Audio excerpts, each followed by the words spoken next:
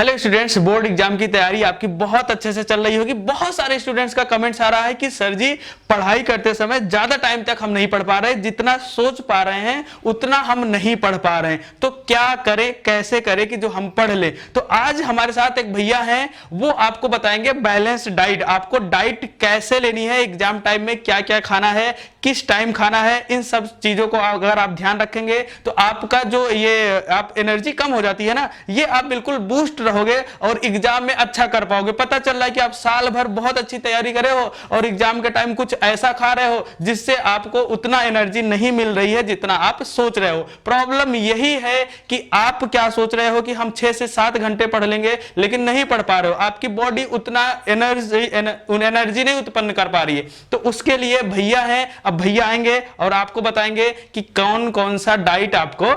Hello viewers, मेरा नाम रोहित पाठक है।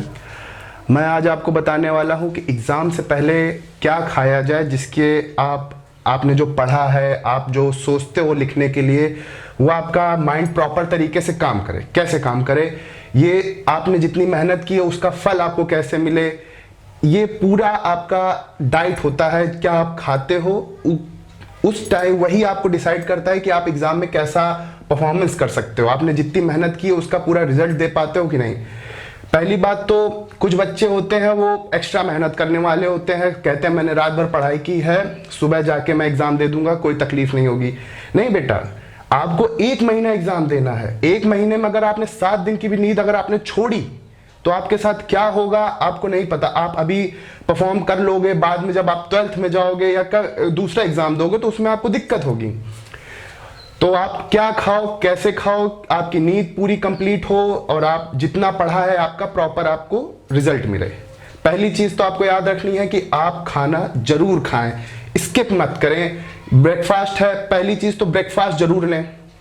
आप हल्का ब्रेकफास्ट ले सकते हैं।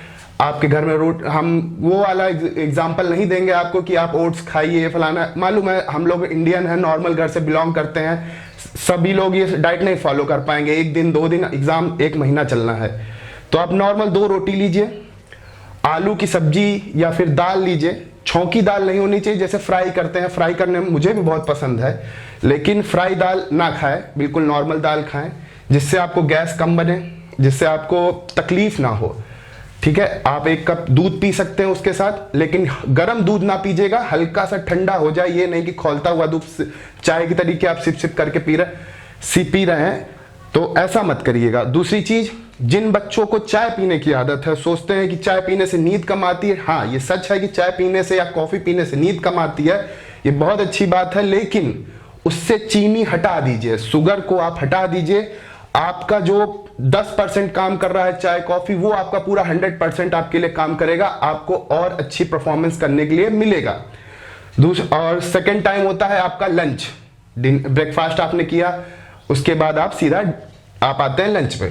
लंच में आपको खाना है बहुत ही हल्का खाना, जैसे आपकी रोटी हो गई, चावल हो गया, दाल हो गया। पनीर की सब्जी अगर घर में बनी है, ऑयली है, तो ऑयल से बिल्कुल आपको दूरी कर लेनी है। 1 महीना आप पनीर नहीं खाएंगे, कोई तकलीफ नहीं होगी आपको, उसके बाद जिंदगी भर आपको तकलीफ खानी। जब आपके ग्रेड्स आ जाएंगे अच्छे, तो आपके रिश्तेदार आपको पनीर आके खिलाएंगे। ठीक है, तो आप अच्छे से जितना हो सके उतना ऑयल कम खाइए।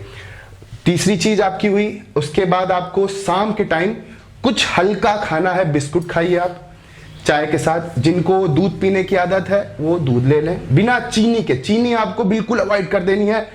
चॉकलेट खा सकते हैं, लेकिन सिर्फ डार्क चॉकलेट खानी होती है। जैसे आप बिस्कुट या चाय नहीं खा पाए, बाहर टहलने चले गए, होता है, चले गए बाहर आप टहलने, तो आप नॉर्मली आप चॉकलेट खा सकते हैं। डार्क चॉकलेट खाएं, कोशिश करें, या 5 स्टार होती है 5 रुपए वाली, वो खाइए, वो ज्यादा अच्छी, आपको बहुत अच्छा रिजल्ट देगी। अगर आपको नींद आ रही है रात में पढ़ते टाइम, आप सोच रहे चाय पी ले जाए, चाय बनाए, मेरा टाइम वेस्ट होगा, आप खरीद लीजिए 10-20 ठो चॉकलेट 5 स्टार 5 रुपए वाली, उससे बड़ी मत खरीदीजिएगा, 5 रुपए वाली खरीदिए।